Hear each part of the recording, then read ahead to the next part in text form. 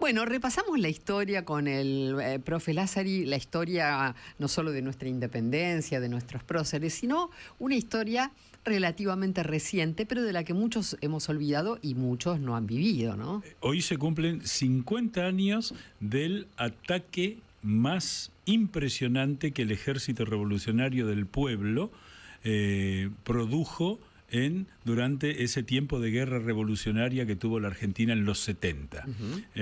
Hay una excelente nota hoy que recomendamos en Clarín de Osvaldo Pepe, a quien le mandamos un saludo, oyente del programa, colega nuestro los domingos, que explica con toda claridad lo que pasó.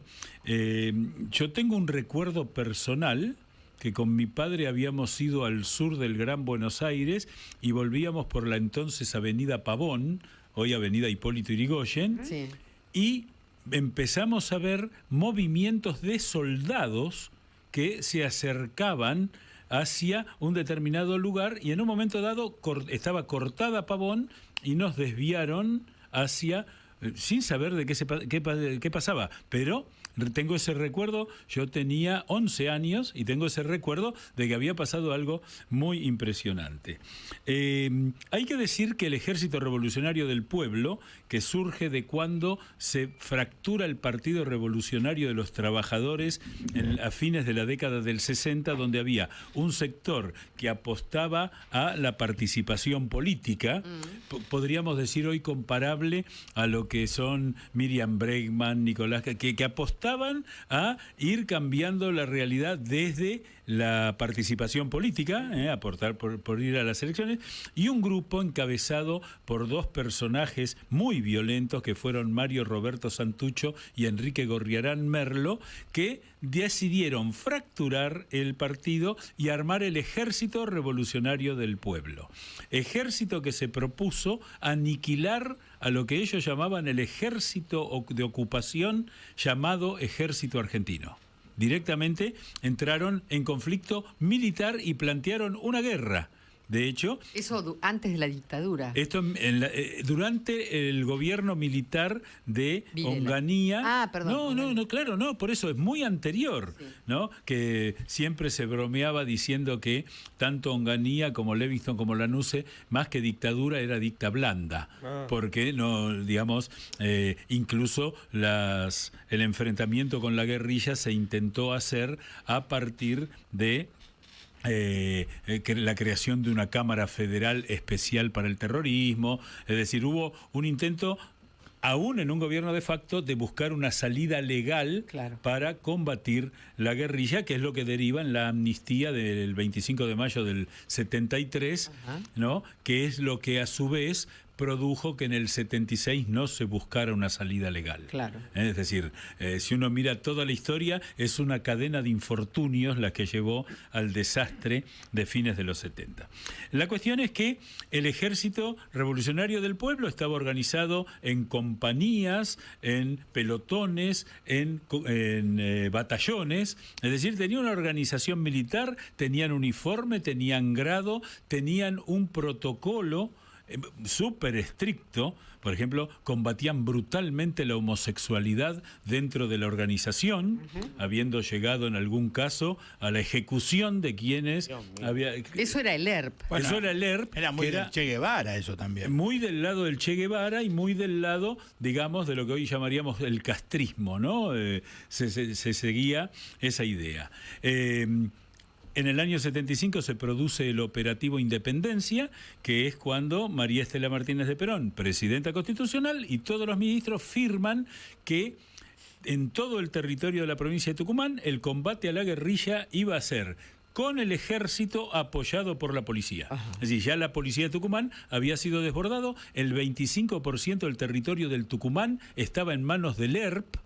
Yo siempre recomiendo, para entender por qué se eligió Tucumán, un día hacer la ruta que va de San Miguel de Tucumán a Tafí del Valle. Porque atraviesa la selva de las Yungas, ahí en medio de una enorme, las sierras de la Conquija, y yo lo he experimentado, es atroz parar en la banquina haces 2 metros por el bosque, por la selva, y mirás para atrás y no ves la salida. O sea, tiene que ver con esa idea de la guerrilla rural, donde el territorio ayuda al guerrillero. Exacto. En Tucumán, por 2 razones, fracasó el ERP. La primera fue que el ejército puso todo su potencial a tal punto que en un operativo se cae un avión con el comandante en jefe del tercer cuerpo de ejército, el de la brigada de Tucumán. Fue un desastre porque, digamos, eran operaciones militares. Y el gran fracaso del ERP fue no contar con apoyo popular.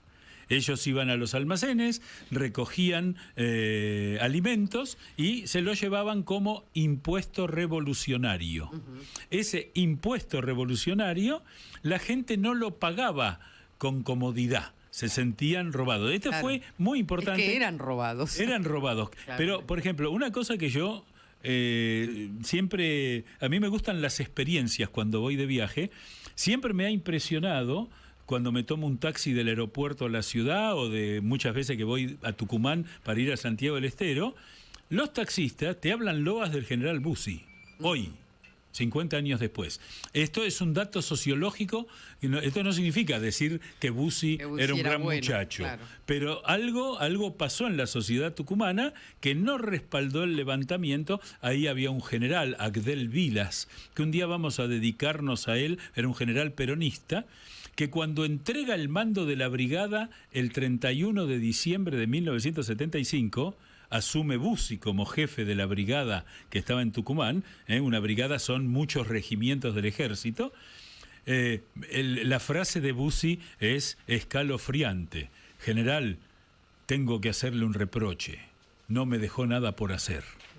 ¿No? Que visto lo que pasó después, adquiere otras connotaciones. El ERP intenta un último ataque que consistía en atacar el arsenal, el batallón de arsenales Domingo Viejo Bueno. ¿Vieron dónde está el Garraham? Que frente al Garraham hay una plaza. Todo ese terreno era el original Arsenal Viejo Bueno en la década de 1910-1920. Como estaba en el medio de la ciudad, el batallón de arsenales, que además es donde estaban todas las municiones, las armas y la pólvora, deciden trasladarlo a Monte Chingolo. Afuera.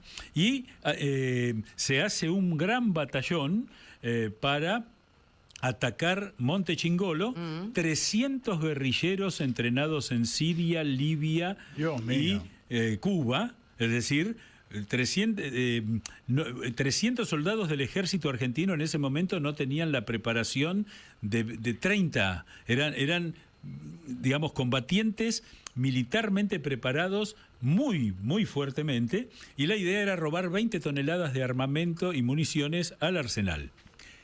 Los guerrilleros tenían oficiales de inteligencia infiltrados en el ejército, pero el ejército también tenía oficiales infiltrados, y un oficial infiltrado en el ERP avisó tal día, el 23 a la noche, en las vísperas de la Nochebuena, el ataque es a el Arsenal Viejo Bueno, espérenlo, son 300. Bueno, eso fue la masacre más grave que hubo en un combate entre la guerrilla y el ejército en Sudamérica. Wow. Hubo más de 150 muertos. Fue, digamos, muy desventajoso para quienes atacaron, porque ellos esperaban entrar y los esperaron. Claro. Incluso los dejaron entrar dentro del cuartel. Fue una verdadera masacre que, digamos, fue como el último campanazo para que en el ejército no hubiera dudas de que había que tomar el poder, porque el gobierno se mostraba inerme ante estas circunstancias. Fue un ataque feroz. Murió cerca del 70% de los guerrilleros. Piensen ustedes que, por ejemplo, la batalla de Maipú, San Martín contra Maroto en Chile, una batalla se consideraba perdida cuando moría el 10% de los soldados. Es decir, esto fue una masacre que le aniquiló el poder militar. Después el ejército había tomado en cuenta que la verdadera guerrilla, la guerrilla a la que había que tenerle miedo y contra la que había que combatir, era el ERP.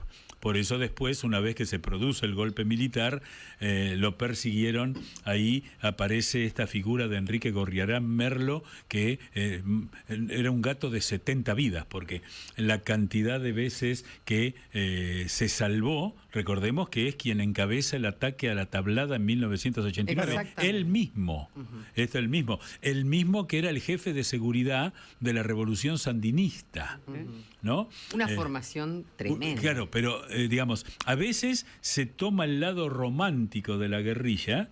Y hubo sectores de la guerrilla que se prepararon en serio, claro, pero se prepararon militarmente en serio. No era fácil, por eso la policía quedó desbordada, como dato. ¿Superaban el entrenamiento de la policía y de las Fuerzas Armadas? Eran similares a los comandos o sea, nosotros siempre hablamos en las Fuerzas Armadas de los comandos, los combatientes de la guerrilla, de esta guerrilla del ERP, estaban a la altura de los comandos. Es decir, 1 cada 10 soldados. Claro. ¿No? Y eso, bueno, fue una enorme masacre que conmovió las cosas, pero que no cesó en la acción. Así que lo recordamos, son 50 años, 50. Por eso insistimos en esto, y muchos recordarán lo que fue esa noche, porque se vivió pésimamente la Nochebuena, porque... Si ayer pasó 23, esto, ¿qué va a pasar hoy? Exacto. ¿Qué va a pasar hoy? Yo recuerdo el terror. Yo fui a la Nochebuena a la casa de mis abuelos y mi abuela agarra y dice: hoy vamos a comer con la ventana cerrada y con la cortina baja. Y yo no lo entendí hasta que 10 años después me lo explicó. Por las dudas, claro. Por las dudas. Gracias, profe. Bueno, qué recuerdo, ¿no?